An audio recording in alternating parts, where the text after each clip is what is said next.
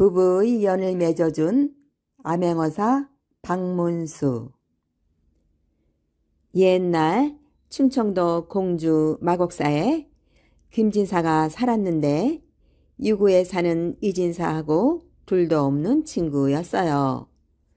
두 사람은 다 같이 진사 벼슬에 집안도 넉넉해서 근심거리가 없었지요. 아직 두 사람과 자식이 없을 때 둘이 만나면 늘 말하곤 했어요. 우리 둘이 아들을 낳으면 형제를 맺어줍시다. 딸을 낳으면 자매가 될 테고, 우리 둘 중에 누가 딸을 낳으면 며느리 삼고, 안 그런가? 그럼 그렇지. 마침내 두 사람의 부인들이 해산을 했어요. 김진사는 아들이고 이진사네는 딸이었어요. 김진사는 아들 이름을 금뱅이라고 지었고 이진사는 딸 이름을 은금이라고 지었지요. 두 아이는 귀염둥이로 각각 잘 자랐지요.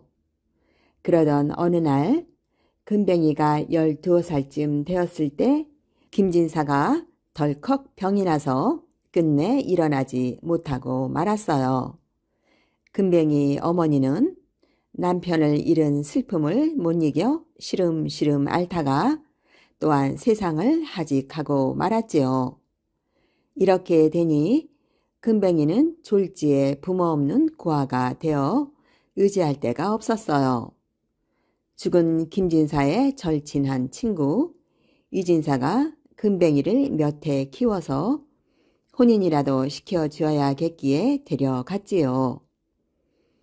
금뱅이는 부모를 닮아 외모가 준수하고 어른들에게 공손하여 모두들 칭찬이 자자했어요.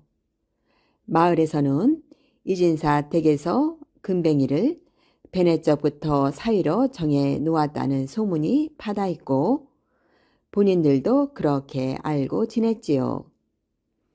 이렇게 해서 어지간히 세월이 흘러 금뱅이와 은금이는 혼인할 나이가 되었어요. 그런데 어느 날 이진사 댁으로 청혼이 들어왔어요. 청혼을 해온 집으로 말하면 전라도에서는 이름 있는 가문에 부모 형제가 번듯했지요. 부모가 없는 금뱅이에 비할 바가 못 되었어요. 그러니 죽은 김진사와의 언약이 아니었으면 이 청혼을 마다할 이유가 없었지요. 이진사의 마누라는 좋은 혼처를 놓치기 아까운 생각이 들어서 마음을 바꾸었어요. 여보, 영감, 저 금뱅이는 아무개 하고 짝을 지어주고 우리에게는 그 전라도 대감집으로 혼인을 시킵시다. 처음에 이진사는 쓸데없는 소리 하지 말라고 했지만 마누라가 자꾸 밤낮으로 이런저런 핑계를 대면서 전라도 대감댁과 사돈하자고 말하니 승낙을 하고 말았지요. 드디어 혼인날을 받아놓게 되었어요. 이쯤 되니 금뱅이는 불없는 화로요. 해와 달이 없는 낮과 밤을 보내게 되었지요. 금뱅이는 장차 이 집 사윗감으로 대접할 때와는 다른 대접을 받게 되었어요. 하루는 이진사 마누라가 금뱅이를 부르더니 말을 꺼냈어요. 너도 그만큼 장성했으니 장가를 들어야겠다. 은금이는 전라도로 갈 텐데 어떻게 장가를 들겠습니까? 그 건넌 마을 형님 댁에 종 아무개 하고 짝을 지어주려고 하는데 내 생각은 어떠하냐? 이미 은금이의 약속은 틀어진 것이고 그렇다고 남의 집 부리는 종하고 혼인할 수는 없었지요. 저 같은 불쌍한 거 데려다가 이렇게 밥 먹이고 모두 다 해주시다가 이렇게 장가를 들라고 하시니 그 말씀 고맙습니다. 그러나 우리 김씨 가문에는 남의 집 종하고 혼인하는 법이 없어서 조상에게 죄를 짓는 것이니 장가는 못 가겠습니다.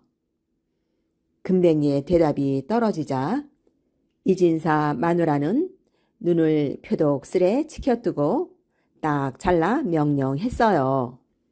그럼 오늘부터 일을 해라. 그날부터 금뱅이는 이진사 댁 묘수모로 바뀌었어요. 이튿날 금뱅이는 풀을 베러 지게를 지고 산으로 올라갔지요. 그러나 아무 일도 못하고 종이를 숨지기며 울다가 저녁 때 돌아와서 옷가지를 챙기고 조그만 보따리를 만들어 짊어지고는 그 집을 떠났어요. 얼마 안 가서 장에 가는 장꾼들을 만났어요. 사람들을 따라서 십리길을 좋게 갔는데 어떤 주막이 보였지요. 장꾼들이 그 주막에 짐을 풀고 쉬기에 금뱅이도 따라서 보따리를 내려놓고 다리를 쉬었어요. 일행 중에 좀 낯이 설고 잘 어울리지 않는 금뱅이를 보고 주막집 할머니가 물었어요. 너 어디 사느냐? 공주 유구에 삽니다. 그래, 어떻게 나왔느냐? 그저 정처 없이 떠났습니다. 무엇을 하려고? 무엇을 할지는 잘 모르겠습니다. 무슨 사연이 있는가 보구나. 암만 다녀봐야 다 마찬가지다. 갈 데 없으면 여기서 심부름이나 해주고 밥 얻어먹고 있으면 어떻겠느냐. 올 데 갈 데 없이 무작정 나와 날은 이미 어두워졌는데 달리 생각해 볼 겨를이 없었지요. 네, 그렇게 하겠습니다. 그때부터 금뱅이는 쓰레질하고 심부름하고 할 수 있는 일은 모두 다 열심히 했어요.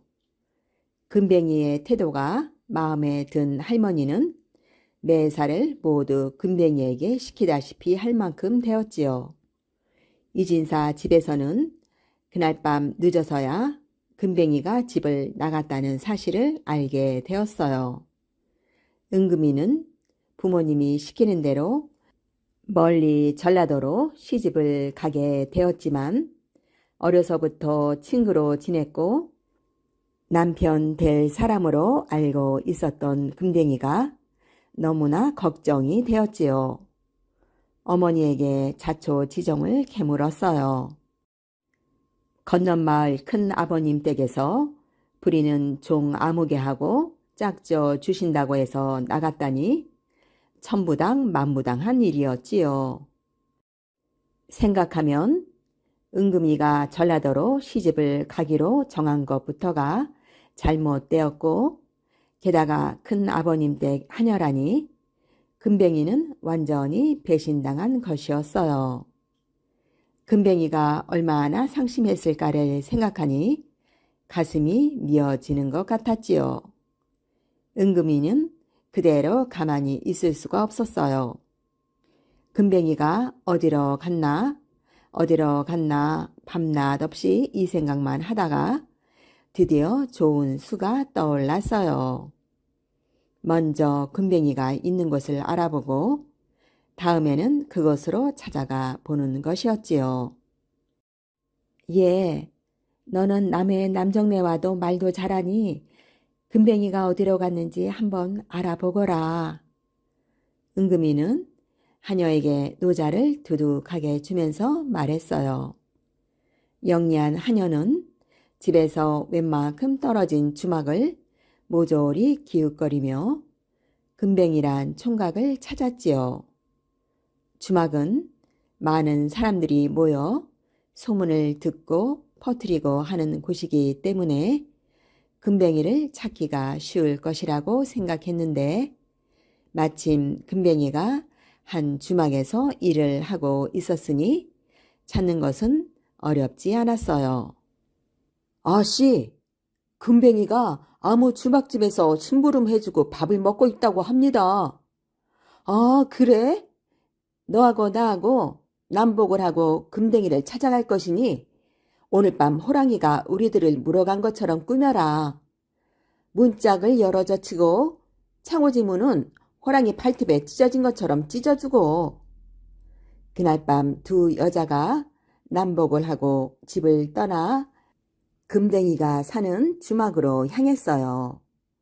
밤새 걸어서 금댕이가 사는 주막에 닿은 것은 이른 새벽이었어요. 여기 금댕이라는 사내가 있다고 해서 찾아왔습니다. 금뱅이는 왜 찾느냐? 내 친구인데 만나본 지 오래되어 찾아왔습니다. 지금 금뱅이는 식전 심부름을 갔으니 저 금뱅이 방에 들어가서 기다려라. 금뱅이 방에 들어가 보니 과연 평소에 금뱅이답게 참 정리를 잘해서 좁은 방이지만 환하고 깨끗했어요. 금뱅이가 오기를 기다리고 있으니 밖에서 소리가 들렸어요. 얘야, 내 친구가 지나가다가 널 찾아왔단다. 내 방에 들어가 있으라고 했다. 아침밥 퍼서 솥에 넣어 놓았으니 밥 차려 가지고 들어가서 같이 먹어라. 네? 제가 여기 있다는 것을 아는 친구가 없는데 누구지? 밥상을 들고 방에 들어가 보니 생각지도 못했던 이진사의 딸 은금이었어요. 처음에는 서로 멍하니 쳐다보고만 있었어요. 그리고 옆에 하녀가 보고 있는 것도 잊어버리고 둘이 얼싸안고 다시 만난 감회를 풀었지요. 이런 상황에서 다부진 것은 남자가 아니고 여자라고 하는 말이 있습니다. 은금이는 무엇을 생각했는지 하녀에게 부탁했어요. 여기 냉수 한 그릇을 떠다 다오. 그리고 상위의 그릇들을 주섬주섬 내려서 방 한구석에 밀어 놓고는 빈 상을 방 한가운데 반듯하게 놓았지요. 잠시 숨을 고르는 듯 기다렸다가 냉수 한 그릇을 떠오자 냉수 사발을 받아 상 위에 놓고 금뱅이에게 사뭇 엄숙하게 말했어요. 당신 상투는 내가 올려줄 테니 당신은 내 쪽을 만들어주세요. 이런 일이 있을 줄은 꿈에도 몰랐지만 일은 이렇게 역전하여 금뱅이는 사랑하는 은금이를 아내로 맞이하게 되었답니다. 주막집 할머니는 나중에 이 사연을 알았지만 금뱅이와 은금이가 예의 바르고 착실하여 아예 아들과 며느리로 알고 한 식구처럼 살도록 허락하였어요. 그런데 문제가 있었지요. 주막집 할머니에게 건달 아들이 하나 있는데 생김새가 아리따운 은금이를 은근히 탐내고 있었던 것이지요. 금뱅이란 놈만 없으면 은금이는 내 색시다. 이렇게 생각하고 금뱅이를 어떻게 해서든 쫓아낼 궁리를 하고 있었지요. 하지만 금뱅이가 워낙 자기 어머니에게 믿음을 얻어놔서 섣불리 하다가는 오히려 자기가 쫓겨날 판이었어요. 그렇지 않아도 한번 집에서 쫓겨났던 터여서 더욱 조심해야 했지요. 주막집 아들이 금뱅이를 쫓아내고 은금이를 차지하기 위해 생각해낸 것은 바로 금뱅이를 도둑으로 몰아 관가에 고발하는 것이었어요. 그러면 어디서 무엇을 훔쳤다고 해야 할지 곰곰이 생각을 하다가 옳지, 좋은 수가 있다. 금뱅이가 불만을 품고 몰래 집을 나와서 전라도 대감댁으로 시집을 갈 은금이를 떼어내었다고 하면 은금이 부모가 이놈을 떼어놓으려고 할 것이니 좋은 방도를 제안하면 응하겠지. 주막집 건달 아들은 회심의 미소를 지으며 신이 나서 공주 유구에 있는 은금이네 집을 찾아갔어요. 그리고는 금뱅이가 돈을 훔치고 몰래 집을 나와 지금 충청도 자기 집에서 은금이랑 부부가 되어 살고 있다고 고해 바쳤지요. 은금이 어머니는 그렇지 않아도 호랑이가 은금이하고 하녀를 물어간 것으로 알고 넋을 잃고 있던 터에 살아있다고 하니 그 반가움은 이루 말할 수가 없었지만 한편 금뱅이 녀석과 짝이 되었다는데 화가 치밀었어요. 필시 금뱅이 녀석이 은금이를 깨어낸 것이 틀림없다고 생각했지요. 그래, 우리 은금이가 자네 집에서 무엇을 하며 살고 있어? 우리 집은 주막인데 작년 여름 금뱅이가 와서 돈은 좀 있으나 갈 곳이 없으니 심부름이나 하고 살게 해달라고 해서 우리 어머니가 그렇게 하라고 했는데 얼마 전에 따님을 데려와 같이 삽디다. 오래지 않아 금뱅이가 여기서 몰래 집을 나갈 때 가지고 간 돈으로 집도 사고 땅도 사고 할 모양입니다. 아니, 돈을 가지고 나가다니? 그게 무슨 말이오? 그 애는 밖에 나가면 돈 한 푼 없는 거지인데. 그거야 모르지요. 마님네 돈께서 돈량이나 털어가지고 갔을지. 아차, 내 정신 좀 봐. 돈꼬리와 항아리를 잘 간수하고 얼마였는지 세어두었어야 했는데 그 녀석이 광을 마음대로 드나들었으니 훔쳐서 도망간 것이 틀림없구나. 은금이 어머니는 금뱅이 녀석이 괘씸하던 차에 주막집 건달이 와서 부추기니까 앞뒤 생각 없이 자기 집에서 돈을 가져가는 것으로 믿어버렸어요. 광으로 허겁지겁 들어가와 돈이 든 항아리와 고리짝들을 젖히니 얼마나 없어졌는지 잘 분간은 가지 않았지만 없어진 것은 분명한 것 같았지요. 이때 건달이 또 말했어요. 마님, 좋은 수가 있습니다. 그놈을 관가에 고발하면 됩니다. 제가 공주까지 온 김에 관가에 고발하겠습니다. 그럼 그렇게 하게나. 젊은이, 그럼 우리 은금이는 어떻게 되나? 은금아 씨는 아무 상관이 없었죠. 금뱅이가 깨어냈으니까요. 좋은데 시집 보내면 그만입니다. 한편 이 주막집 건달은 공주 관가로 가서 관속들을 불러내 모두 술을 먹이고 이런저런 방법으로 환심을 산 다음 우리 집에 있는 금뱅이가 양부모와 싸우고 집을 나올 때 돈을 훔쳤답니다. 그 양어머니가 돈을 훔쳐갔다고 분명히 말했으니 그놈이 아니라고 하면 홍구멍을 내서 제 입으로 훔쳤다는 말이 나오도록 해야 합니다. 하고 말했지요. 예나 지금이나 건달들이 잘하는 노릇은 멀쩡한 사람을 고생시키는 일이었지요. 금뱅이는 관가에서 잡아다가 막 두들겨 패면서 누명을 뒤집어 씌우니 할 수 없이 도둑질을 했다고 거짓 자백을 하고 말았지요. 이쯤 되니 제일 난감한 사람은 은금이었어요. 불쌍하기 그지없는 금뱅이가 아닙니까? 어려서 부모를 잃고 집에서 내쫓기고 그동안에 정들어서 부부가 되었는데 누명을 쓰고 붙들려가 죽게 되었다니 사실을 사실대로 밝혀서 금뱅이를 살려내야 하는데 어떻게 할 재간이 없었어요.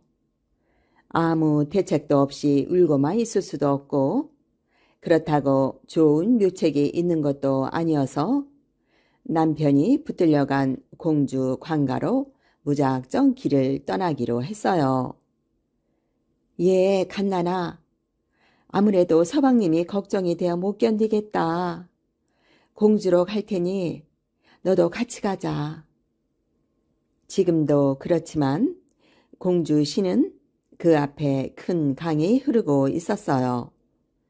요즘은 다리를 놓아 자동차가 다니지만 옛날에는 배를 타고 건너야 했던 곳이지요. 은금이가 강가에 다다른 것은 달이 휘영청한 밤이었어요. 나룻배는 공주 쪽 선창에 매어 있는지 나루에는 배도 없고 뱃사공도 없었지요. 달빛 아래 강물은 무심히 흐르고 여름밤 풀벌레는 은금이의 처지를 아는 듯 모르는 듯 마냥 울어댔어요. 공주 관가로 가야 한다는 생각에 정신없이 걸었지만 이제 더 갈 수 없어 주저앉으니 서러운 생각에 목이 메었어요. 내 신세가 이다지도 기구할꼬. 눈물이 비오듯 쏟아졌어요. 갓난이도 자신의 아픔처럼 느껴져서 소리내어 울었어요. 아씨, 그만 우세요. 그만 우세요. 하녀가 저도 같이 울면서 상전을 달랬지요. 그러나 속절없이 흘러나오는 눈물은 걷잡을 수 없었답니다.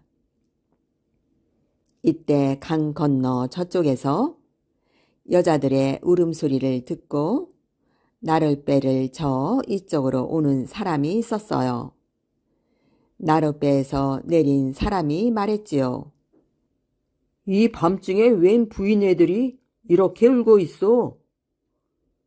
우리 아씨를 모시고 공주 관가를 가려는데 배가 없어서요. 하녀는 우선 강을 건너는 것이 목적이어서 배를 얻어 타야겠다고 생각하고 배 이야기를 꺼냈어요. 배는 여기 내가 가져왔지 않소. 관가에 간다니 무슨 사연인가요?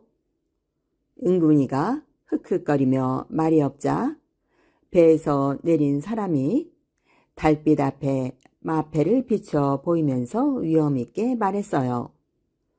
내가 맹어사다. 오는 사연을 말하거라. 억울한 일이 있으면 합당하게 풀어줄 것이니라. 은금이는 그때 안심하고 말을 하기 시작했어요. 우선 죄 없는 남편이 도둑 누명을 쓴 것을 풀어달라고 했지요. 그리고 남편이 어떻게 자라고 내쫓겼으며 그를 따라 집을 나와 부부가 되었다는 사연을 낱낱이 고했어요. 내가 이제 사정을 알았으니 걱정 마시오. 다음 날 아침 공주 관내 동원뜰에서 재판이 벌어졌어요. 구경꾼들 속에 은금이와 하녀 갓난이도 보였지요. 오늘 재판은 암행어사가 직접 문초를 하고 판결을 내리는 특별 재판이었답니다. 그런데 뜻밖에도 죄인은 금뱅이가 아니고 공주 관하의 관속 중 우두머리 관리였어요. 내가 공주 관하에서 원의 권한을 대행하는 관리인가? 예, 그렇습니다. 금뱅이라는 죄인이 도둑질을 했다고 순수히 자백하던가? 즉사하게 맞지 않으면 자백하지 않기 때문에 곤장을 쳤습니다. 그러면 너도 즉사하게 맞아야 어째서 죄 없는 사람에게 누명을 씌웠는지 자백하겠구나. 여봐라. 이놈이 자백할 때까지 매우 쳐라. 한 대, 두 대 곤장을 내려치니 궁둥이 뼈가 으스러져서 그 아프기가 곧 죽을 것 같았지요. 이렇게 되니 우두머리 관리는 살려달라고 애걸하기 시작했어요. 죽을 죄를 지었으니 목숨만 살려주십시오. 저 보령 어디서 온 젊은이가 유구에 사는 이진사댁 마나님의 부탁이라면서 금뱅이가 이진사댁 광에서 돈을 훔쳐 도둑질에 도망 나와 자기 집에 왔다고 했습니다.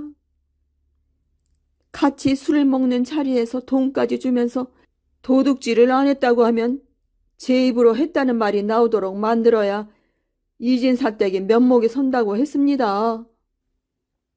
그러면 금뱅이는 죄가 있는 것이냐 없는 것이냐? 그것은 확실히 모르겠습니다.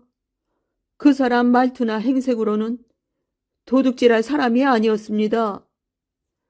금뱅이를 풀어주어라. 암행어사 재판장에 이 말이 떨어지자 한 나졸이 금뱅이가 갇혀있는 옥사로 돌아가고 은금이와 갓난이가 허우적거리며 뒤따라 갔어요. 이어서 암행어사의 호령이 떨어졌어요. 누구든 뇌물을 먹고 백성을 억울하게 만드는 관리는 엄하게 다스린다. 오늘 안으로 유구에 사는 이진사와 그 부인을 붙잡아 하옥시켜라. 내일 재판을 열 것이다. 은금이는 자기 부모님을 붙잡아 올리라는 암행어사의 명령은 듣지도 못하고 남편이 갇힌 옥사로 뛰어가 감격하여 금뱅이를 얼싸안고 기쁨의 눈물을 흘렸어요. 그 다음날 아침은 이진사 내외가 동원 뜰 아래 엎드려 암행어사의 재판을 받았어요. 암행어사의 판결에 따라 이진사 내외는 금뱅이를 사위로 맞이하고 여생을 딸내 내외와 화목하게 지냈지요. 그리고 아주 늙어서 세상을 뜰 때 있는 재산을 반씩 똑같이 나누어 반은 사위에게 반은 딸에게 유산으로 남기고 죽었다고 해요. 그때 그 암행어사의 이름이 그 유명한 박문수였다는 소문이 있습니다. 박연폭포와 박진사. 옛날, 아주 먼 옛날, 천마산 아래 어느 마을에 박진사가 병든 어머니를 모시고 살았습니다. 어찌나 어머니를 정성으로 모시는지 마을 사람들의 칭찬이 자자했지요. 세상에 저런 효자가 어디 있어요. 인물은 또 어떻고 얼마나 훤칠하고 잘났는지. 에이그 그러면 뭐해. 병든 어머니 모시고 벼슬길에도 못 오르고 장가도 못 간 채 나이만 먹고 있으니 그랬답니다. 박진사는 병든 어머니를 모시느라 글공부 대신 농사일을 해야 했지요. 집이 가난하다 보니 시집 온다는 처녀도 없었답니다. 하지만 박진사는 불평 한마디 하지 않았어요. 그 대신 답답할 때면 한바탕 퉁소를 불어 마음을 달래곤 했답니다. 어느 무더운 여름 날이었어요. 박진사는 모처럼 친구들과 함께 천마산 골짜기로 물놀이를 가기로 했지요. 혼자 가자니 방 안에만 누워있는 어머니가 안쓰러웠어요. 어머니, 저와 함께 물놀이나 가시지요. 시원한 폭포수 아래에 계시면 몸도 마음도 한결 가뿐해지실 거예요. 아니네. 오늘은 어쩐지 몸이 더 무거운 게 내 걱정은 말고 벗들이랑 오랜만에 즐겁게 놀다 오게나. 어머니는 아들을 하루라도 마음 편히 쉬게 하고 싶었지요. 하는 수 없이 어머니를 집에 남겨둔 채 퉁소를 허리춤에 차고 집을 나섰답니다. 어머님, 그럼 다녀오겠습니다. 산길이 험하니 어두워지기 전에 산에서 내려오시게. 예, 그렇게 하겠습니다. 떠나는 아들의 뒷모습을 보며 어머니는 왠지 불안한 마음이 들었어요. 아들이 자신을 짐스러워하는 건 아닌지, 저렇게 나갔다가 다시 돌아오지 않으면 어쩌나 별별 생각이 다 들었지요. 아유, 이제 내가 죽을 때가 되었나 보네. 내 아들은 그럴 사람이 아닌데 이 무슨 쓸데없는 걱정인고. 한편 친구들과 천마산에 오른 박진사는 시원하게 쏟아지는 폭포가에 자리를 잡았어요.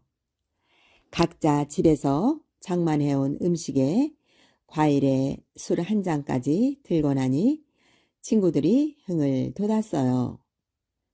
거 오랜만에 자네 퉁소소리 한번 취해봄세. 그거 좋지.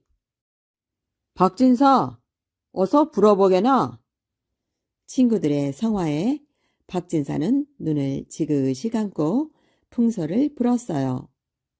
이따금씩 들려오는 산새 소리, 시원한 폭포 소리에 섞여 퉁소 가락은 여느 때보다 더 구슬프고 아름다웠지요. 얼씨구 좋구나. 좋다. 박진사는 시간 가는 줄 모르고 풍소를 불었어요. 어느새 뉘엿뉘엿 해가 지자 친구들이 자리를 털며 일어났어요. 여보게, 박진사, 해 떨어지기 전에 그만 내려가세. 친구들이 말을 건네도 박진사는 알아듣지 못했어요. 온갖 시름을 털어버리듯 퉁소 연주에 흠뻑 빠져든 것이지요. 신선이 따로 없네 그려. 우리 조용히 가자고. 저 친구야 또 언제쯤 이런 시간을 내겠나. 박진사, 우리 먼저 내려갈 테니 곧 뒤따라오게. 친구들은 박진사를 두고 먼저 산을 내려왔어요. 얼마나 시간이 흘렀을까요? 그새 하늘에는 휘영청 밝은 달이 떠올랐지요. 하지만 박진사는 꼼짝도 하지 않고 퉁소를 풀었어요. 그때였어요. 폭포 아래 깊은 연못이 출렁이기 시작했어요. 연못에 사는 용녀가 박진사 퉁소 소리에 잠에서 깨어난 것이지요. 아, 이 소리는 대체 어디서 나는 소리인가? 내 이 연못 속에서 천년이나 살았건만 이토록 마음을 움직이는 소리는 처음 듣는구나. 용녀는 이끌리듯 퉁소 소리를 따라 물 밖으로 나왔어요. 폭포가에 퉁소를 부는 박진사가 보였지요. 용녀는 넋을 잃고 박진사를 바라보았답니다. 저것은 인간이 아닌가? 인간이 저토록 아름다운 소리를 내다니. 그래, 저희를 연못으로 데리고 들어가 살아야겠다. 용녀는 용의 모습을 감추고 아리따운 아가씨의 모습으로 변했어요. 그리고는 퉁소 소리에 맞춰 너울너울 춤을 추며 박진사에게 다가갔지요. 인기척에 고개를 든 박진사는 그만 소스라치게 놀랐답니다. 이 깊은 산속에서 웬 아가씨가 하늘 푸른빛이 도는 옷을 입고 춤을 추고 있었으니까요. 아니, 이것이 꿈인가 생시인가? 아니면 내가 귀신에게 홀린 것인가? 박진사는 떨리는 손으로 허벅지를 꼬집어 보았어요. 꿈은 아니었지요. 그래서 용기를 내어 입을 열었어요. 그대는 누신지요? 놀라게 해드렸다면 죄송합니다. 소녀는 이 산속에서 약초를 캐며 사는 아버지와 함께 살고 있답니다. 퉁소 소리가 하도 구슬퍼서 그만. 허허, 공연히 내가 아가씨에게 폐를 끼쳤나 보오. 아니옵니다. 오히려 선비님의 퉁소 소리가 소녀를 기쁘게 해주었습니다. 염치 없지만 집에 누워 계신 병든 아버님께도 한 곡조 들려주신다면 소원이 없겠습니다. 병든 아버님이라는 말에 박진사는 집에 계신 어머니 생각이 났어요. 그래서 선뜻 아가씨가 이끄는 대로 따라갔지요. 아가씨는 폭포수가 떨어지는 깊은 연못으로 점점 다가갔어요. 박진사는 고개를 갸웃하며 주위를 둘러보았지요. 아니, 집에 가자더니 폭포 아래로 가는 건 무슨 까닭이요? 이 근처에서 집이라고 못 봤는데. 선비님, 눈앞에 집이 있는데도 그런 말씀을 하십니까? 갑자기 아가씨가 박진사를 부둥켜 안았어요. 박진사가 놀라 아가씨를 떼어 놓으려 하자 아리따운 아가씨는 온데간데 없고 무시무시한 용이 모습을 드러냈어요. 너는 누구냐? 나는 이 연못 속에 사는 용녀이니라. 이곳에서 나와 함께 천년만년 살자꾸나. 이건 나라. 어서 이 손 놓지 못할까?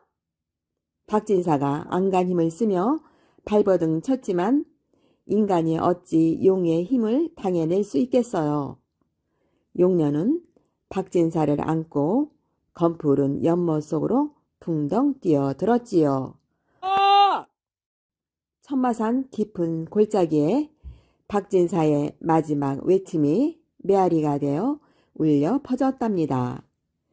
밤 늦도록 아들이 돌아오지 않자 어머니는 뜬 눈으로 밤을 지새웠어요. 아니, 이 사람이 어떻게 된 건가? 어머니는 너무 걱정이 되어 병든 몸을 이끌고 산에 올랐어요.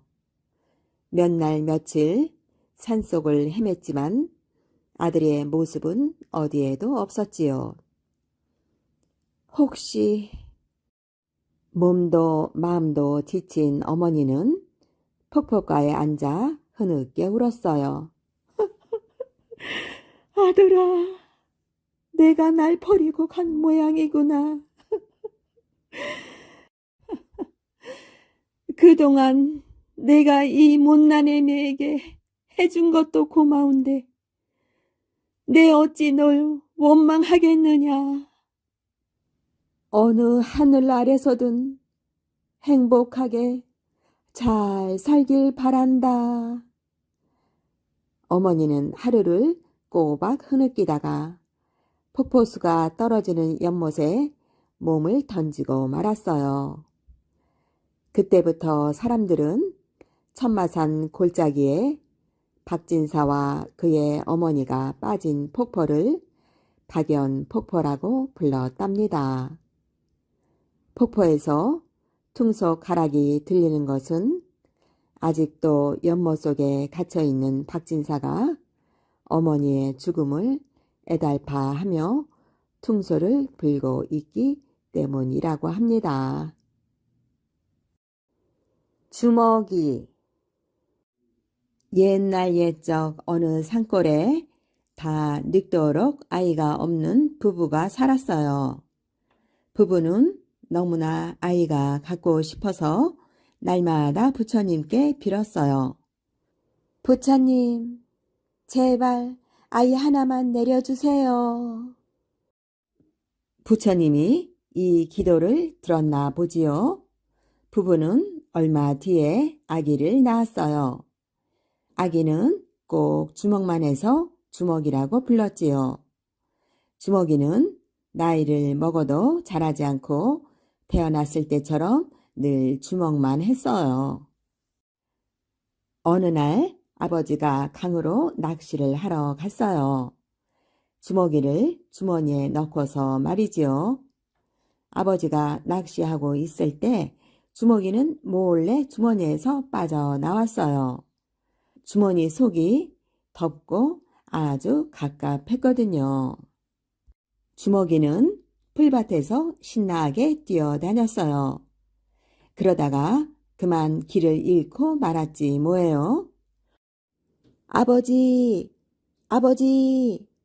주먹이는 겁이 나서 아버지를 불렀어요. 하지만 목소리가 작아서 아버지는 듣지 못했어요. 그때 마침 황소가 풀을 뜯고 있었어요. 부스럭부스럭 소리가 나니까 주먹이는 아버지가 온 줄 알고 아버지! 아버지! 하고 달려갔어요. 주먹이는 풀에 가려 보이지도 않았어요. 황소는 풀을 뜯어먹다가 멋모르고 주먹이까지 삼켜버렸네요. 주먹이는 황소 뱃속으로 굴러 떨어졌어요.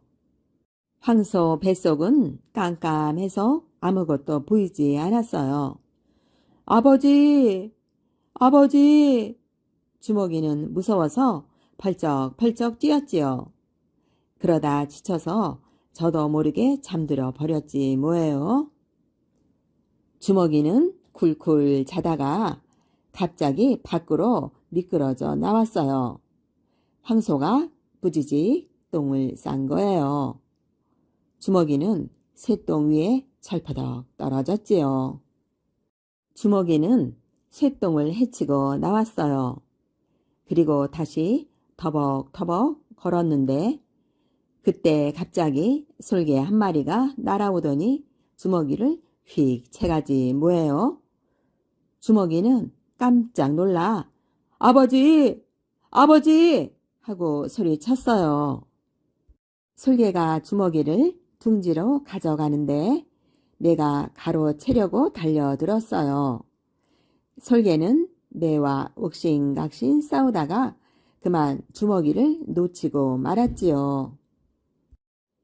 주먹이는 강물에 풍덩 빠져버리고 말았어요. 물속에서 허우적허우적 거리고 있는데 나뭇잎 하나가 둥둥 떠내려 오는 거예요. 주먹이는 얼른 나뭇잎에 올라탔어요. 그때 물속에서 커다란 물고기가 주먹이를 봤어요. 물고기는 큰 입을 벌려 주먹이를 꿀꺽 삼켜버리고 말았지요.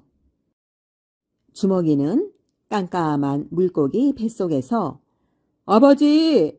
아버지! 하고 소리쳤어요. 그런데 갑자기 물고기가 붕 떠올랐다가 땅바닥으로 쿵 떨어져서 퍼덕거리는 거예요. 야, 엄청나게 큰 놈인걸. 주먹이가 들어보니 아버지 목소리였어요. 주먹이는 아버지! 아버지! 하고 소리쳤어요.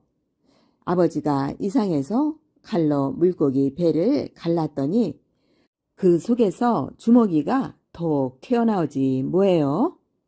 어이쿠, 우리 아들이 물고기 뱃속에서 나오네. 주먹이는 그동안 겪은 일을 모두 다 얘기했어요. 아이고, 큰일 날 뻔했구나.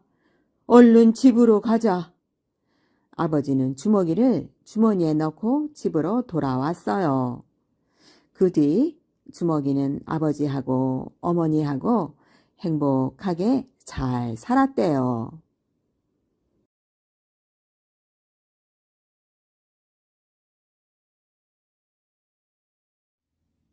훌쩍 날아간다. 옛날 어느 곳에 할머니랑 할아버지랑 살았는데 둘만 사니까 심심하였어요. 그래서 하루는 할머니가 그랬답니다. 영감, 우리 심심하니 어디 가서 이야기 한 자루 사다가 서로 이야기나 하면서 살아봅시다. 그래서 할아버지는 이야기 한 자루 사러 집을 나섰답니다. 할아버지가 길을 가다가 어느 들판에 이르렀는데 보니까 논두렁에 앉아서 쉬는 사람이 있었어요. 할아버지는 그 사람 옆에 가서 물었지요. 여보슈, 이야기 하나 봐슈. 그랬더니 그럽시다 라고 하였어요. 그런데 이 사람 대답은 했지만 할 이야기가 없었어요. 그래서 가만히 앞만 보고 있는데 어디선가 황새 한 마리가 훨훨 날아와서 논 가운데 내려 앉았어요. 이 사람은 그걸 보고 훌쩍 내려앉는다고 했지요. 그러니까 할아버지는 그게 이야기인 줄 알고 안 잊어버리려고 훌쩍 내려앉는다 하고 따라 했어요. 그러고 있는데 이번에는 황새가 먹이를 찾아 기웃기웃 했어요. 이 사람이 그걸 보고 기웃기웃하네 라고 했지요.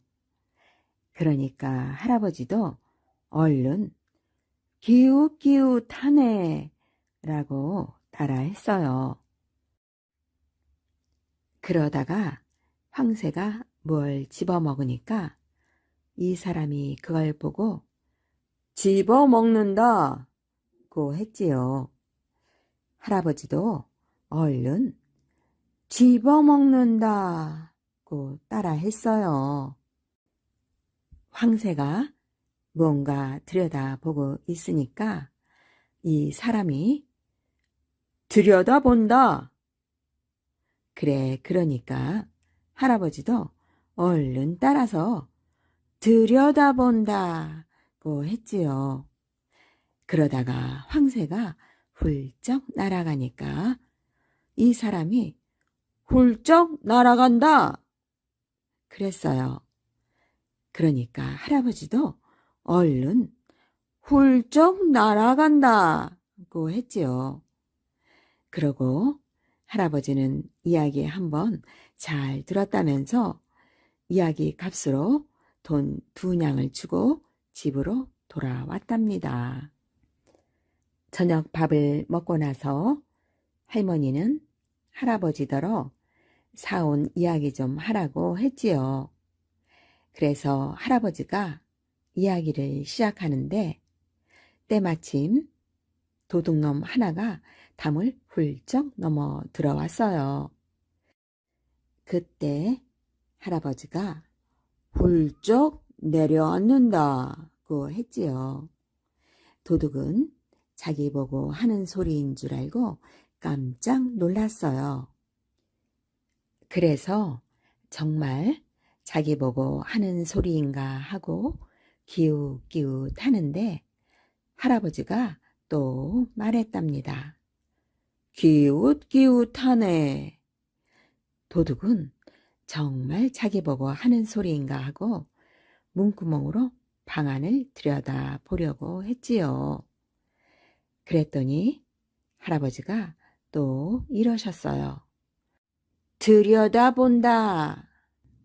도둑은 가슴이 철렁해서 숨을 곳이 없나 하고 부엌으로 들어갔어요.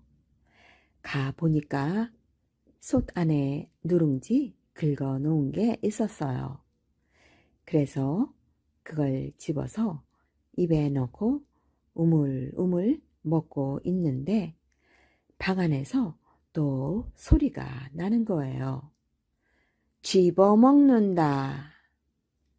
도둑놈은 이 소리를 듣고 방 안에서 자기가 하는 것을 하나하나 다 보고 있구나 생각했어요. 그래서 뒤도 안 돌아보고 담을 훌쩍 넘어갔지요. 그러니까 할아버지가 또 말했어요. 훌쩍 날아간다. 그러자 도둑은 이거야말로 이 집 영감이 다 보고 하는 소리다 생각하고는 걸음아 나 살려라 하고 달아났어요. 이튿날 도둑이 생각하니 아무래도 이상했어요. 그래서 정말 자기가 도둑질 하러 들어간 걸 늙은이들이 알았나 하고 고깃짐을 지고 그 집으로 고기 팔러 갔어요. 마침 점심때라 할머니가 부엌에서 밥을 짓고 있었어요. 할머니가 물고기를 한 마리 들고 방 안에 대고 물었지요. 영감, 이 놈을 잡을까요? 말까요? 도둑놈은 이 말을 듣고 자기를 잡을까 말까 묻는 거라고 생각을 했지요. 그래서 고기고 뭐고 다 내팽개치고 허둥지둥 도망쳐 버렸답니다. 그래서 할머니랑 할아버지는 2냥 주고 이야기를 사와서 10냥도 넘는 고기를 배불리 먹게 되었답니다. 그러니 2냥 주고 이야기 사오기를 참 잘했지요. 그 뒤로도 할머니랑 할아버지는 이야기를 해가며 재미나게 잘 살았답니다. 바보 온달과 평강공주. 고구려 제25대 평원왕 때 일입니다. 성문 밖 산 밑에 다 쓰러져가는 오두막집이 한 채 있었습니다. 이 집에는 온달이라는 소년이 눈먼 어머니와 함께 가난하게 살고 있었습니다. 어머니, 시장하시지요? 조금만 기다리세요. 제가 밥을 얻어올게요. 아니다. 나는 괜찮다. 하지만 내가 배가 많이 고프겠구나. 어머니, 저는 괜찮아요. 온달은 성 안으로 밥을 얻으러 나갈 채비를 했습니다. 어머니, 다녀올게요. 그래, 조심하거라. 네. 성 안으로 밥을 얻으러 가는 온달의 뱃속에서 쪼르륵 소리가 났습니다. 우선 물이라도 한 바가지 마셔야겠구나. 온달은 물 한 바가지를 떠 마셨습니다. 물을 마시고 나자 뱃속에서 쪼르륵 소리가 나지 않았습니다. 자, 어서 성 안으로 가보자. 어머니가 얼마나 배고파 하실까. 혼자 남은 온달의 어머니는 말없이 눈물을 흘렸습니다. 불쌍한 녀석. 내가 앞을 볼 수만 있어도 어린 것이 날마다 밥동량은 안 다닐 텐데. 온달의 어머니는 가슴이 미어지는 듯 아팠습니다. 온달이 성 안으로 들어서자 아이들이 온달을 향해 우르르 몰려왔습니다. 야, 바보 온달이 나타났다. 온달아, 또 밥을 얻으러 왔니? 날마다 얻어만 먹으면 어떡해, 이 바보야. 아이들은 저마다 한마디씩 하면서 온달을 놀려댔습니다.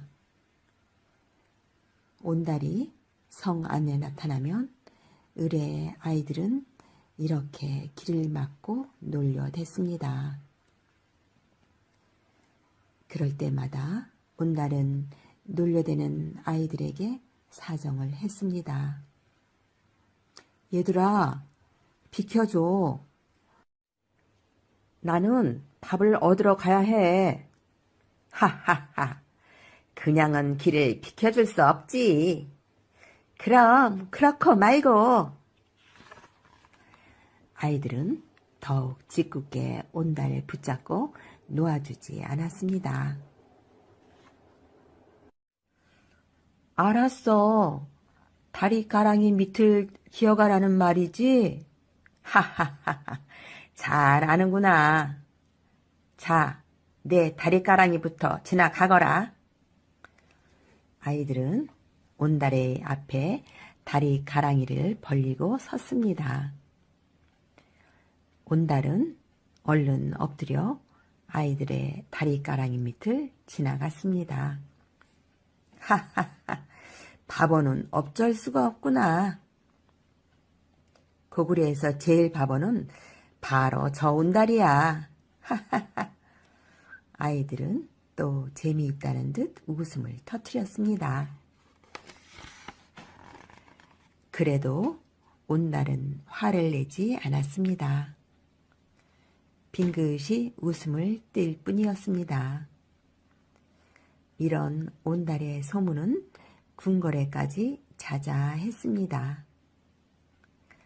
그러나 온달은 남들이 자기를 어떻게 생각하든 상관하지 않는 듯 그저 밥을 얻으러 다녔습니다. 아주머니, 밥 좀 주세요. 그래, 그런데 반찬은 무얼 해먹니? 아주머니들은 온달을 가엾게 생각했습니다. 어린 것이 얼마나 배가 고프겠어요. 그러게 말이에요. 그래도 꼭 어머니에게 먼저 밥을 가져가요. 울보로 소문난 평강공주도 다 아는 바보 온달이라지만 참 효자예요. 그러면요, 효자고 말고요. 바가지에 밥을 수북이 얻은 온달은 부지런히 집으로 향했습니다. 어머니가 얼마나 기다리실까. 어서 가자. 집으로 돌아온 온달은 솥에 불을 떼서 밥을 데우기 시작했습니다. 밥이 데워지자 온달은 밥상을 차려 방으로 가져갔습니다. 어머니, 오래 기다리셨지요? 얼마나 배가 고프세요? 배가 고프기는 너도 밥을 못 먹었을 텐데. 어서 드세요, 어머니. 그래, 너도 어서 먹어라. 어머니 먼저 드세요. 온달은 밥을 떠서 어머니 입에 넣어드렸습니다. 눈먼 어머니는 밥을 받아 먹으면서 눈물을 흘렸습니다. 온달아, 이젠 난 그만 먹겠다. 너나 먹어라. 어머니, 더 드세요. 전 마을에서 얻어먹어서 조금만 먹어도 돼요. 온달은 어머니에게 밥을 드리고 나자 이야기를 시작했습니다. 어머니, 제가 재미있는 이야기를 해드릴게요. 그러면서 마을에서 들은 이야기를 했습니다. 어머니, 궁 안에 평강이라는 울보 공주가 있대요. 그런데 뭐? 울보 공주? 네, 하루에도 수십 번씩 으앙 하고 울기만 한대요. 온달은 신이 나서 말했습니다. 어머니는 온달의 이야기를 듣고 입가에 웃음을 띄었습니다. 온달아, 임금님이 속이 상하시겠구나. 그러게 말이에요. 사람들은 제가 너무 잘 웃는다고 하는데 평강공주는 너무 잘 우니 저와는 반대예요. 궁 안에 사는 공주가 무슨 울 일이 그렇게도 많을까? 어머니는 머리를 갸우뚱했습니다. 그러나 평강공주가 울바라는 소문은 거짓말이 아니었습니다. 임금님과 왕비님은 평강공주를 귀여워했지만 어쩐 일인지 평강공주는 울기를 잘했습니다. 임금님과 왕비님은 공주가 울기 시작하면 어떻게 해야 좋을지 몰라 쩔쩔맸습니다. 어허, 또 울음보를 터뜨리는군. 공주야, 내가 자꾸 울면 호랑이가 나타나 물어갈 거다. 그러나 공주는 이런 말에는 아랑곳 없이 계속 울어댔습니다. 어느 날 임금님은 우는 공주를 달래다 못해 바보 온달 이야기를 꺼냈습니다. 공주야, 내가 자꾸 울면 바보 온달한테 시집을 보낼 거다. 그러자 공주는 울음을 뚝 그쳤습니다. 왕비, 공주가 울음을 그쳤구려? 네, 호랑이보다 바보 온달이 더 무서운가 봐요. 그때부터 임금님과 왕비님은 평강공주가 울 때면 바보 온달 이야기를 했습니다. 그러면 신기하게도 평강공주는 크게 울다가 울음을 그쳤습니다. 거참 신기한 일이군. 바보 온달 이야기만 하면 공주가 울음을 그친단 말이야. 하하하. 임금님은 껄껄 웃었습니다. 어느덧 세월이 흘러 평강공주는 15살이 되었습니다. 왕비, 공주가 벌써 15살이 되었구려. 네, 물보라고 놀림을 받더니 어느덧 어엿한 처녀가 되었어요. 바보 온달이 아니면 공주는 정말 울보가 될 뻔했어. 하하하. 임금님은 날이 갈수록 점점 더 얼굴과 마음씨가 고와지는 공주가 사랑스러웠습니다. 왕비, 이제 우리 공주도 짝을 찾아야 할 나이가 되지 않았소? 네, 상감마마께서 좋은 배필을 골라주시지요. 임금님은 왕비님과 의논을 했습니다.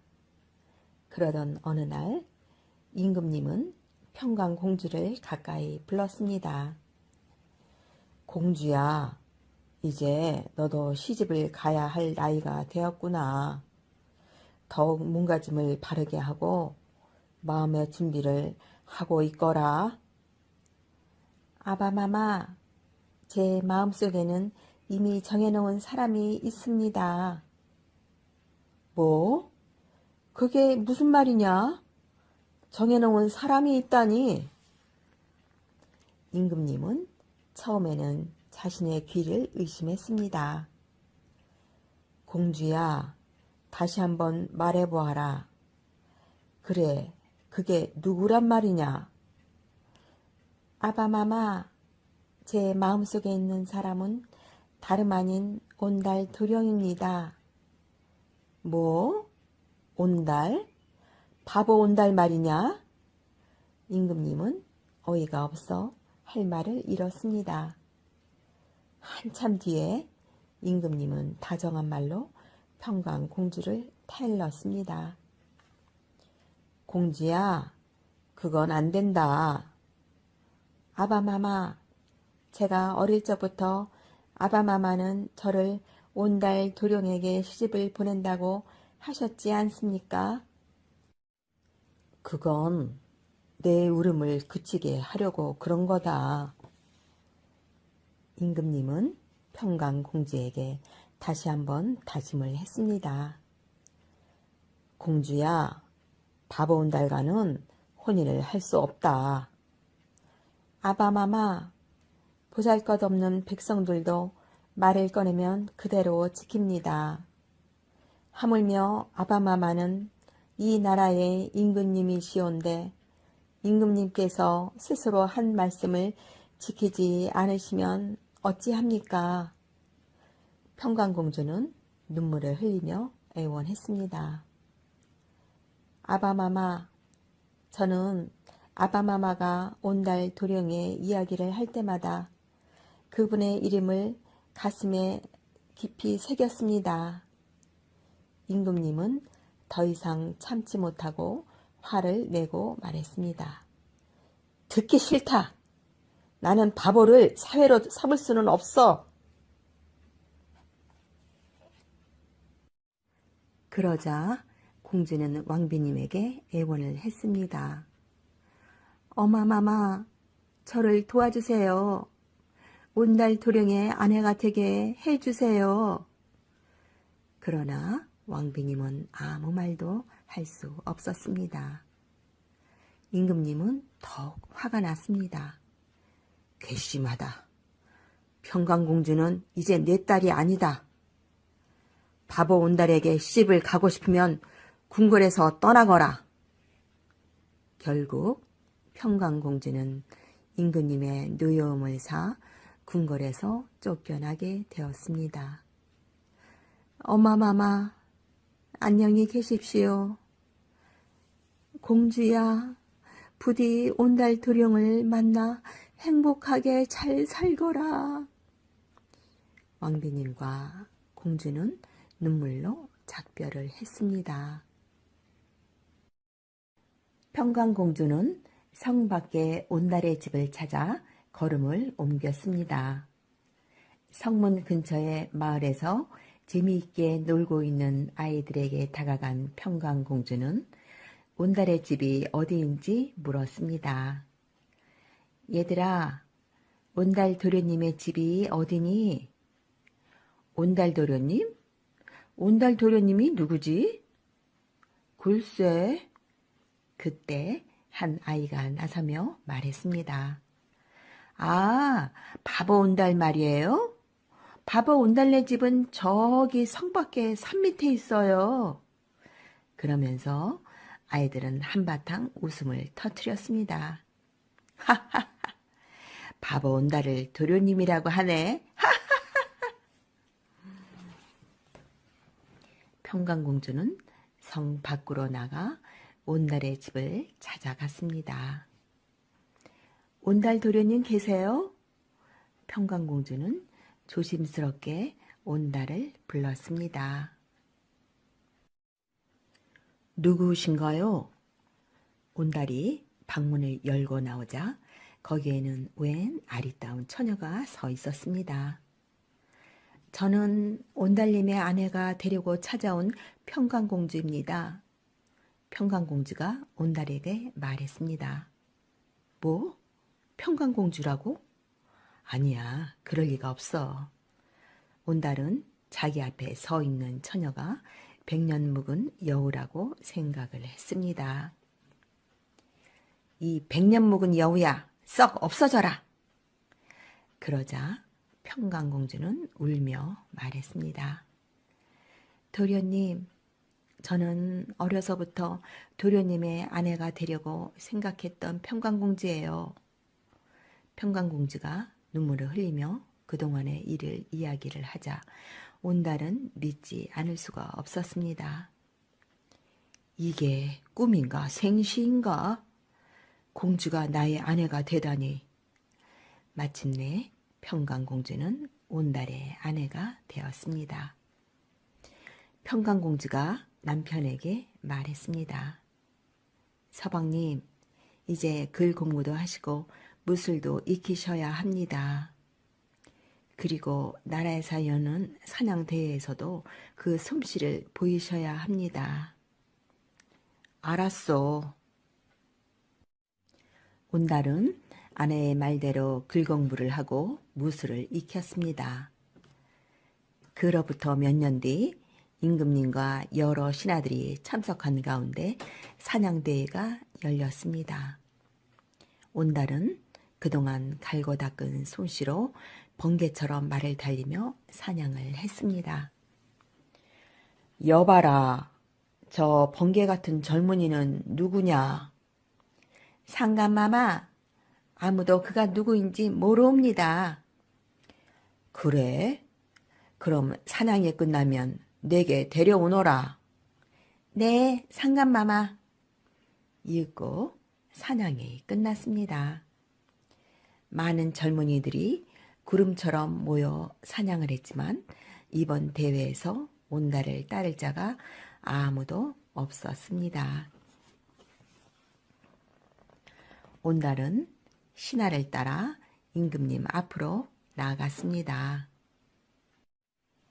온달은 신하를 따라 임금님 앞으로 나아갔습니다. 그대는 어디에 사는 누구인고? 임금님이 온달에게 물었습니다. 네, 저는 성문 밖에 사는 온달이옵니다. 지금 온달이라고 했느냐? 그대가 정녕 온달이란 말이냐? 네, 제가 평강공주의 남편 온달이옵니다. 온달은 당당하게 대답을 했습니다. 임금님은 고개를 끄덕였습니다. 며칠 뒤 임금님은 노여움을 풀고 온달과 평강공주를 궁으로 불렀습니다. 그동안 얼마나 고생들이 많았느냐. 이제 너희들은 내 딸이요 사위다. 그 뒤 온달과 평강공주는 궁궐에서 정식으로 혼례식을 올렸습니다. 그리고 온달은 당당히 고구려의 장군이 되어 평원왕을 보필하였습니다.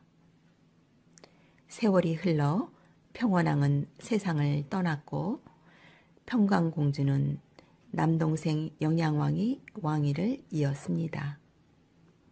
그런 어느 날 임금님은 온달 장군을 조용히 불렀습니다. 온달 장군, 신라에 빼앗긴 옛 영토를 다시 찾아야겠소. 상감마마, 제가 고구려의 옛 영토를 되찾겠습니다. 고맙소. 온달 장군이라면 고구려의 옛 영토를 꼭 되찾을 수 있을 거요. 온달 장군은 마침내 수많은 병사들을 이끌고 싸움터로 나갔습니다. 고구려 병사들이여, 용감히 싸워 우리의 옛 영토를 다시 찾자. 온달 장군이 큰 소리로 외쳤습니다. 그러자 우레와 같은 함성이 병사들 사이에서 터져 나왔습니다. 와! 와! 드디어 싸움이 시작되었습니다. 에이, 받아라! 으악! 온달 장군이 가는 곳마다 신라군들은 힘없이 쓰러졌습니다. 싸움은 치열했습니다. 화살이 비오듯 쏟아지며 여기저기서 비명소리가 들렸습니다. 이때 화살 하나가 날아와 온달 장군의 이마에 꽂혔습니다. 아, 장군님!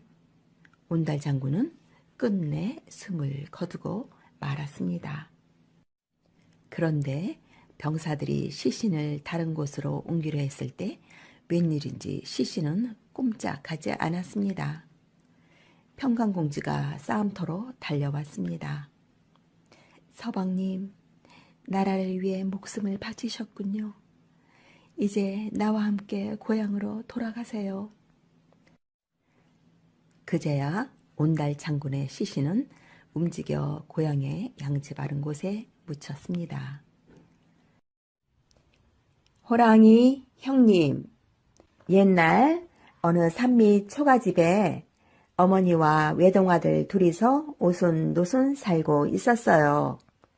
하루는 아들이 산속에서 밑동 굵은 나무를 베느라 퍽퍽 토끼질이 한창인데 바로 등 뒤에서 엉 소리가 들려왔어요. 아들은 후들후들 떨면서도 정신을 똑바로 차렸지요. 호랑이는 금방이라도 아들을 잡아먹을 듯이 입을 쩍 벌리며 덤벼들었어요. 여기서 죽으면 홀로 계신 어머니는 어찌할꼬? 아들은 그대로 죽을 수가 없었지요. 머리를 이리저리 획획 굴렸어요. 죽기 아니면 살기다 싶었지요. 아들은 호랑이 앞에 철퍼덕 엎드리며 소리쳤어요. 아이고, 형님, 그동안 만나고 싶었는데 오늘에 겨우 뵙는군요. 호랑이는 한 입에 꿀꺽 하려다 말고 왕방울 만한 눈을 휘둥그레 고개를 갸우뚱했어요. 형님이라니? 내가 왜 내 형님이야? 난 호랑이, 넌 사람인데 어째 형제란 말이냐? 아들은 살고 보자 싶어 열심히 둘러댔지요. 형님은 원래 사람이었답니다. 호랑이가 되어 기억을 잃으신 게지요. 어머니는 오래전에 남하러 가신 형님이 호랑이가 되는 꿈을 꾸셨답니다. 아들은 호랑이 눈에 난 흉터를 흘낏 보고는 눈물까지 글썽이며 말을 이었습니다. 형님은 어릴 때 다쳐서 눈에 흉터가 났대요. 오른쪽 눈에 흉터가 있는 호랑이를 만나면 내 형님인 줄 알라고 어머니는 늘 이러셨지요. 아, 형님. 어머니는 밤낮 없이 형님 걱정하느라 몸까지 약해지셨답니다. 가만 듣고 보니 호랑이는 정말 자기가 사람이었던 것 같았어요. 호랑이는 갑자기 어머니가 보고 싶어져서 목이 메고 눈물이 줄줄 흘렀지요. 아우야, 오늘 널 만나지 못했으면 평생 내가 사람이었던 줄도 모르고 살 뻔했다. 지금 당장 달려가서 어머니를 뵙고 싶다만 몸이 약하시다니 나를 보면 많이 놀라실 게야. 그러니 부디 아우 내가 내 몫까지 효도를 해다오. 아들은 이제 살았다 싶어 가슴을 쓸어내렸지요. 호랑이는 아들을 멀찌감치 뒤따라가며 집 앞까지 발에다 줬어요. 다음날 새벽 대바람에 눈 비비며 마당에 나섰더니 글쎄 커다란 멧돼지 한 마리가 떡하니 놓여있지 않겠어요? 아들은 웬걸까? 갸웃거리다가 이마를 탁 쳤어요. 아하, 어제 그 호랑이가 어머니 드시라고 갖다 놨구나. 호랑이의 마음 씀씀이가 참 놀랐지 뭐예요. 아들은 호랑이 말대로 어머니를 더 잘 모시리라 결심했어요.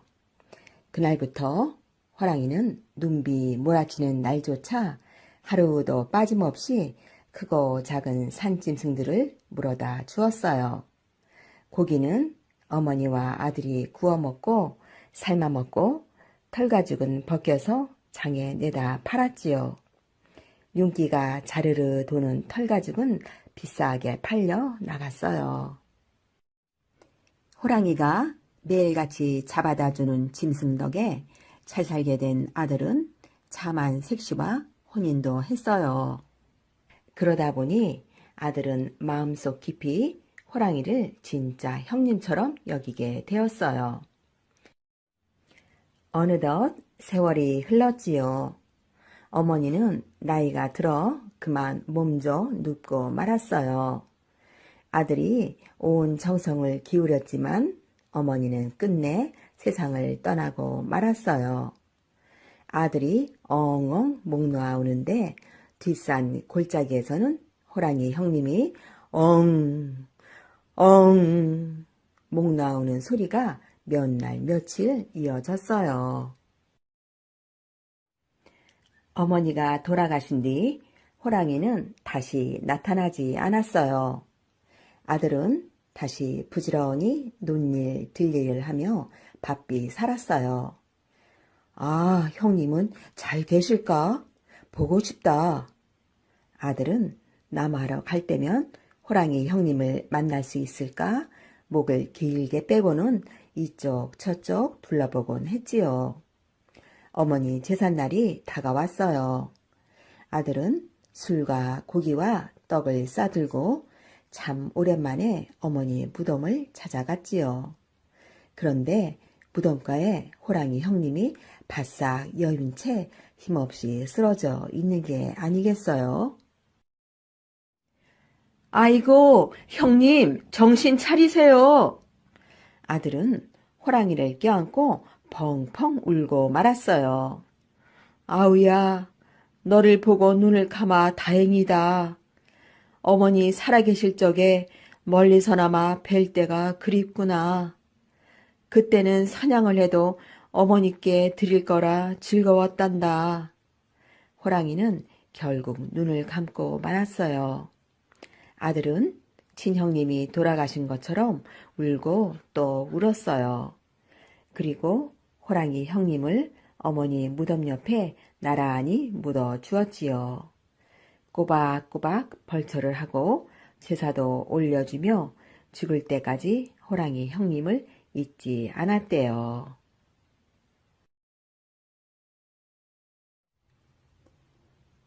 호랑이와 빗구러미.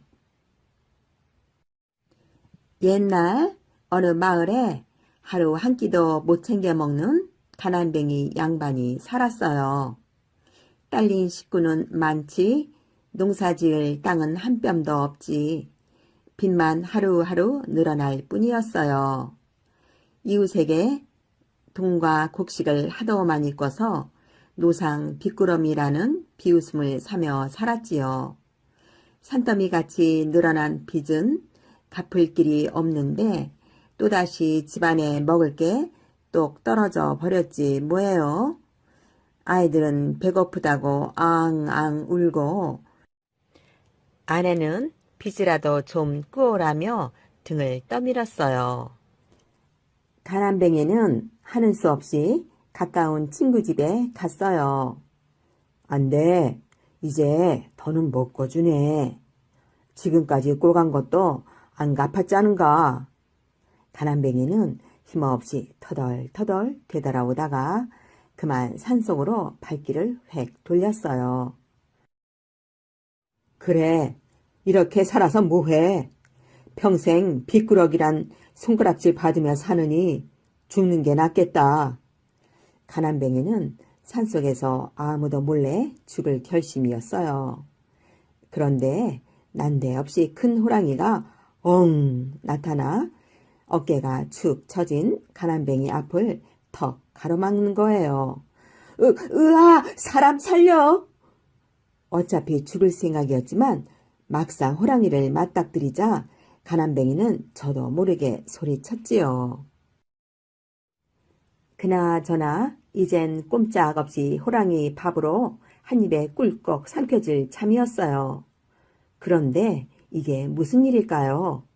겁이 나서 벌벌 떠는 가난뱅이를 향해 호랑이는 어서 올라타라는 듯 제 등을 내밀었어요. 그래, 어차피 죽을 몸 뭐가 무섭겠어. 가난뱅이는 망설이지 않고 호랑이 등에 올라탔지요. 호랑이의 목덜미를 껴안고 납작 엎드리자 호랑이는 어디론가 번개같이 내달리기 시작했어요. 호랑이는 한참을 달려서 어느 굴 앞에 멈춰 섰어요. 굴 속에는 암호랑이 한 마리가 입을 쫙 벌린 채 몹시 아픈 듯 끙끙 앓고 있었지요. 가난뱅이는 가만히 암호랑이의 입안을 들여다봤어요. 반짝이는 굵은 금비녀가 암호랑이의 목구멍에 떡하니 박혀 있는 거예요. 참 이래도 죽고 저래도 죽을 노릇이었지요. 가난뱅이는 두 눈을 딱 감고 덜덜 떨면서 암호랑이 입 안에 팔을 쑥 집어넣어 비녀를 빼주었어요. 그러자 암호랑이는 구부린 목을 쭉 펴더니 금세 기운을 펄펄 차렸어요. 호랑이 부부는 가난뱅이에게 넙죽넙죽 절을 했어요. 암호랑이는 금 비녀를 물어다가 가난뱅이 앞에 산뿐 놓았어요. 목숨을 살려준 은혜를 갚겠다는 뜻이었지요.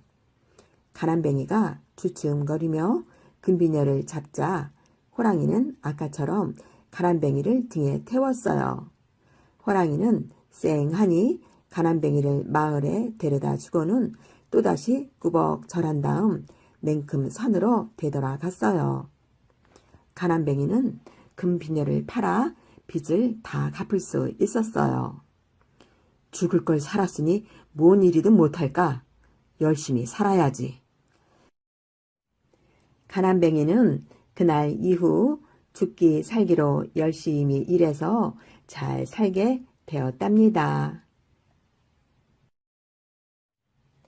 눈썹 뽑은 호랑이. 옛날 산자락 외딴 집에 맘씨 착한 나무꾼 총각이 늙은 어머니를 모시고 살았어요. 총각은 말도 못하게 효자였지요.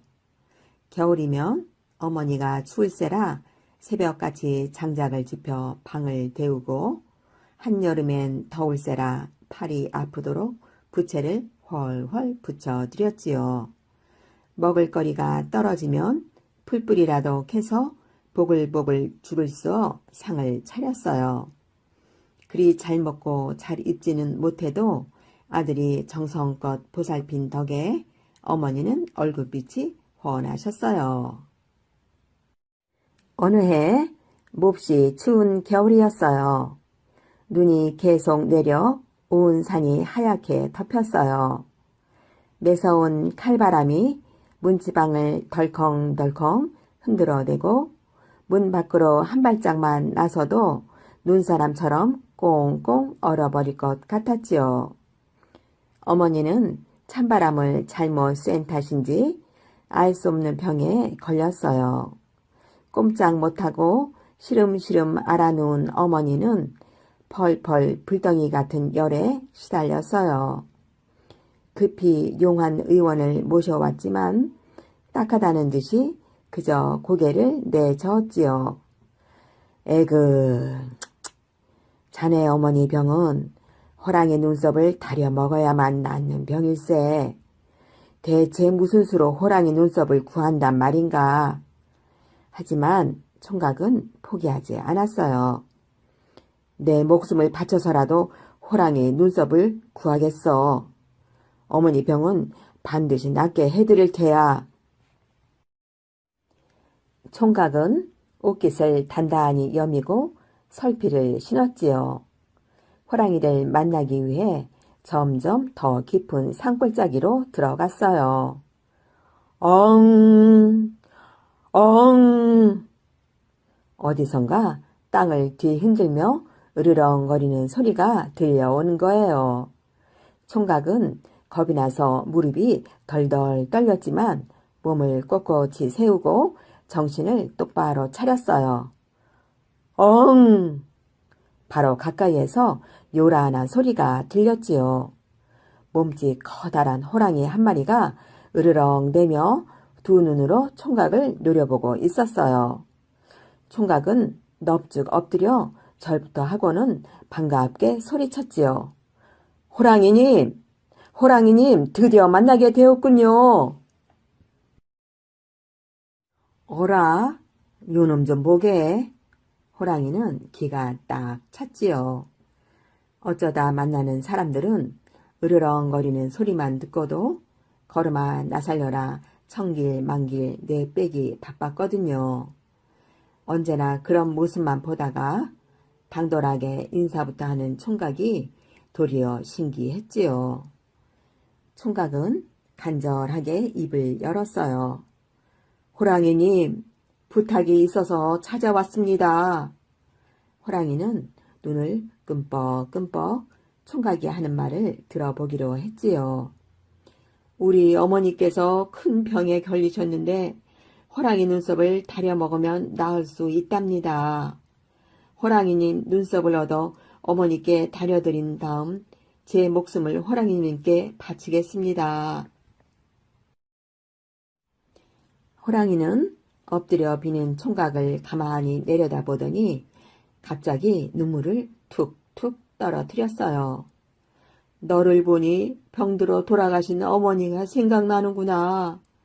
내가 너처럼 목숨을 아끼지 않는 효자였다면 지금 어머니가 살아계실지도 모르지. 호랑이는 몸을 납작 낮춰 총각을 등에 태우고는 산 아래로 쏜살같이 내달렸어요. 자, 이 눈썹을 어머니께 다려드려라. 호랑이는 총각에게 굵은 눈썹을 쑥 뽑아 주었어요. 총각은 문 앞에서 호랑이에게 말했지요.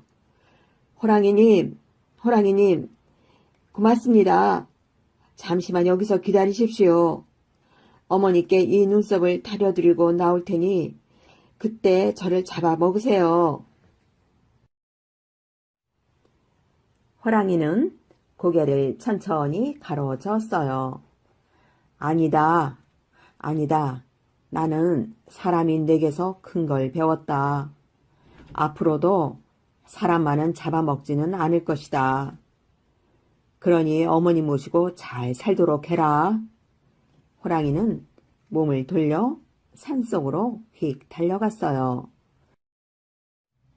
총각은 호랑이가 사라진 쪽을 향해 큰 절을 올렸어요. 어머니는 호랑이 눈썹을 달인 약을 먹고 씻은 듯이 병이 나았지요. 그 뒤로 총각은 어머니와 잘 살았고 눈썹 빠진 호랑이도 오래오래 잘 살았대요. 천하장사 막둥이. 옛날에 막둥이라는 총각이 살았어요.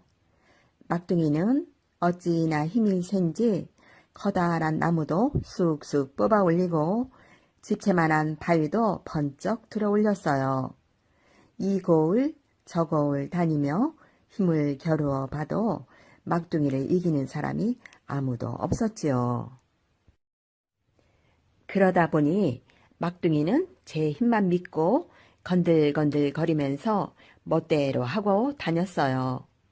결국 친구들은 하나둘 막둥이 곁을 떠났고 사람들도 슬슬 눈치만 보며 막둥이를 피했지요. 어느 날 막둥이는 생각했어요. 힘자랑은 이만하고 고향으로 돌아갈까?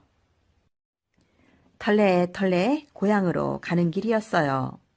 다리도 아프고 힘도 들어 둘레둘레 갸욱갸욱 쉴 곳을 찾았더니 너럭 바위가 눈에 띄더래요. 막둥이는 얼씨구나 좋다 하고 너럭 바위에 몸을 뉘었어요. 깜빡 잠이 들려고 할 때였어요.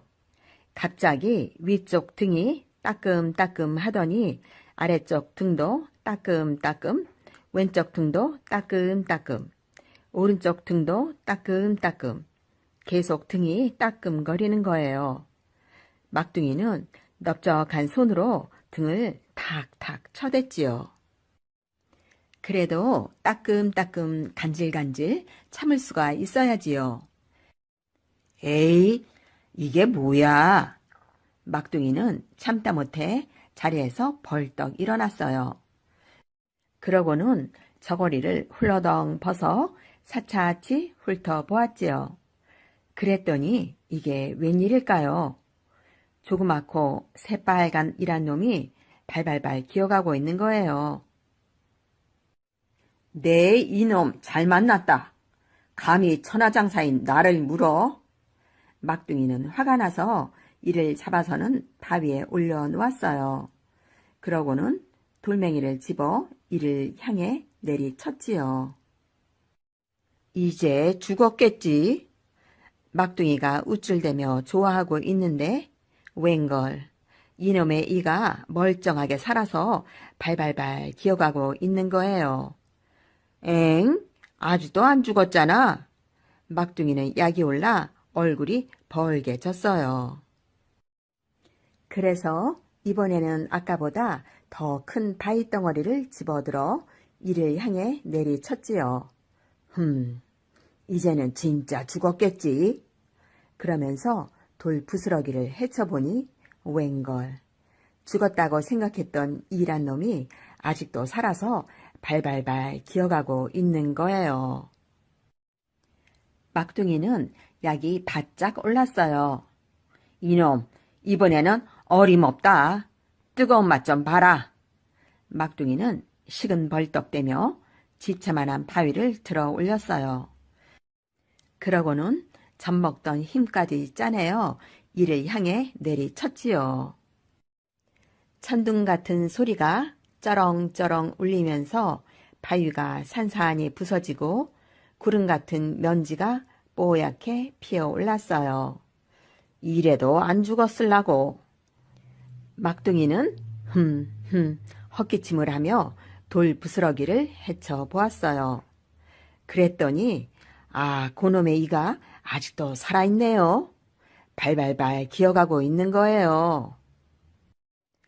막둥이는 너무나 약이 올라 견딜 수가 있어야지요. 방방곡곡을 다 돌아다녀도 자기를 이긴 사람이 없었는데 조그만 이 하나 죽이지 못하다니 약이 오를 수밖에 없었어요. 막둥이가 씩씩대며 화를 참고 있을 때였어요. 웬 농부가 지나가다 말을 걸었지요. 여보시오, 거기서 무얼 하는 거요? 막둥이는 화를 벌컥 내며 소리쳤지요. 보면 모르오? 이를 죽이는 게지. 농부가 혀를 끌끌 차며 말했어요. 아니, 그 조그만 이를 죽이려고 그렇게 큰 바위를 던졌단 말이오. 모르면 잠잠코나 계시오. 이놈이 어찌나 힘이 센지 이런 바위로도 끄떡 없다오. 농부가 기가 막혀 허허허 웃음을 터뜨렸어요. 여보시오, 거 쓸데없는 일에 힘자랑을 하셨구려. 이는 그렇게 잡는 게 아니라오. 자, 내가 하는 걸 잘 보시오. 농부는 돌 부스러기 틈에서 이를 찾아내더니 바위에 올려놓았어요.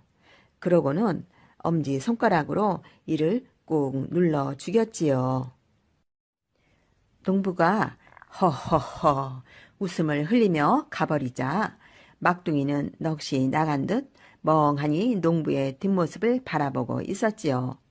한참 뒤에야 정신을 차린 막둥이는 이렇게 중얼거렸대요. 이야, 대단한 사람이다. 바위로도 죽이지 못한 이를 손톱으로 죽이다니. 세상에 저런 사람도 있는데 나는 그것도 모르고 우쭐거리고 다녔으니. 막둥이는 그 길로 곧장 고향으로 돌아갔어요. 그리고 제 힘만 믿고 우쭐대는 일 없이 착실하게 농사 지으며 예쁜 각시 얻고 토끼 같은 자식 줄줄이 낳아 잘 살았대요. 아껴라 아껴 영감님과 뭐든지 아껴 영감님. 옛날 어느 마을에 구드새 영감님 한 분이 살았어요. 얼마나 구드새였는지 마을 사람들이 모두들 아껴라 아껴 영감님이라고 불렀지요. 영감님네 밥상엔 언제나 반찬이라곤 간장 한 종지뿐이었어요. 그나마도 아끼고 아껴 먹느라 젓가락으로 콕 찍은 간장에 밥 한 숟가락 그랬지요. 그뿐이 아니었어요. 이 영감님이 물을 얼마나 아껴 썼냐면 쌀 씻은 물에 세수하고 세수한 물에 걸레 빨고 걸레 빤 물은 나무에 주고 그러고도 그 물이 아까워서 아이고 아까워라 아까워 그랬지요. 그런데 그 동네에 둘째가라면 서러워할 구두새 영감님이 한 분 더 살았어요. 이 영감님은 또 얼마나 구두새인지 사람들이 뭐든지 아껴 영감님이라고 불렀지요. 밥풀 하나, 물 한 방울, 땔감 한 조각도 그냥 버리는 일이 없었어요. 심지어 개똥까지 아끼고 아껴 모아두었다가 밭에 뿌리곤 했었어요. 어디 그뿐인 줄 아세요? 초 닿는 게 아깝다고 잠도 일찍 발 씻을 물도 아깝다고 병아리 눈물만큼 조금 신발 닿는 게 아깝다고 사람들이 안 보는 데에서는 맨발로 성큼성큼 걸어 다녔어요. 어느 날 아껴라 아껴 영감님이 뭐든지 아껴 영감님 집에 갔을 때였어요. 마침 뭐든지 아껴 영감님은 마루에 혼자 앉아 엿을 먹고 있었지요. 뭐든지 아껴 영감님은 집으로 들어서는 아껴라 아껴 영감님을 보고 깜짝 놀랐어요. 맛있는 엿을 나눠 먹자니 아깝고 안 주자니 체면이 안 서고 어쩌겠어요. 못 보고 못 들은 채 엿을 낼름 한 입에 넣었지요. 그 모습을 보고 아껴라 아껴 영감님이 말했어요. 아니 그 큰 엿을 한 입에 다 넣다니 자네 입은 크기도 하네. 그래도 뭐든지 아껴 영감님은 못 보고 못 들은 채 우물우물 엿을 먹었어요. 아껴라 아껴 영감님은 그 곁에서 침막 꿀꺽꿀꺽 삼켰지요.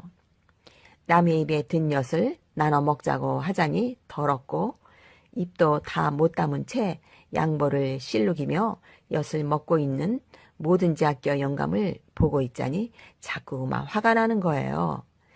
그래서 다짜고짜 뺨을 꼬집으며 왕왕 소리쳤지요. 이래도 모르는 체 할 텐가? 이래도?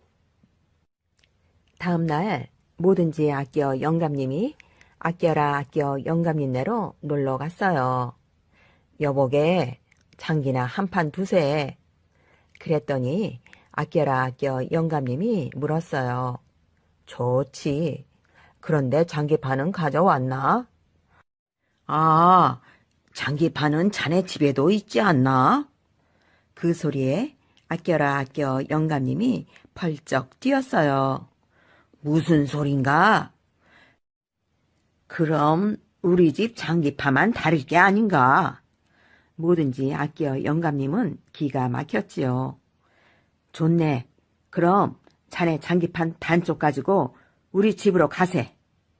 아니, 그건 왜? 왜는 왜? 집에 갔다 오려면 내 신발만 다를 게 아닌가? 그러니 우리 집으로 가세.